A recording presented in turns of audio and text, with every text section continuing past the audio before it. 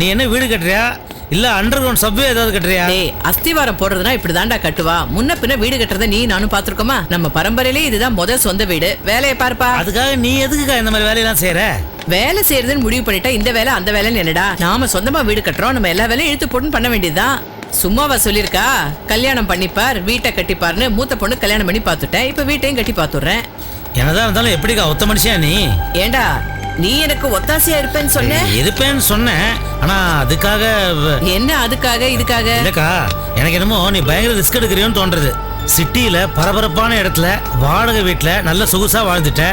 இப்படி ஒரு அத்வானத்துல வீடு கட்டுறியே, போக வரதுக்கே ரொம்ப சிரமமா இருக்கும் போல் இருக்க. யாருக்கு நோக்கா? இல்ல நேக்கு மட்டும் இல்ல, எல்லாருக்கும் தான். ஒரு அவசரத்துக்கு தலைவலின்னா ஒரு மாத்திரை வாங்குறது கூட பக்கத்துல மருந்து கடை இல்லையே. மாத்திரையை முன்னாடியே வாங்கி வச்சுக்க வேண்டியதுதான். சரி, ஆத்துக்கு திடீர்னு கஷ்டம் வரா, காஃபி பொடி தீர்ந்து போச்சு, என்ன பண்ணுவ? காஃபி பொடியை வாங்கி ஸ்டாக் வச்சுக்க வேண்டியதாண்டா.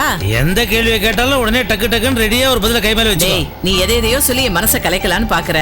அது நடக்கவே நடக்காது. வீடு கட்டுறது தான். ஐயோ பாவம் அக்கா கஷ்டப்படுறான்னு உனக்கு தோணித்துன்னா ஏதாவது பணம் காசு உதவி பண்ணுடா.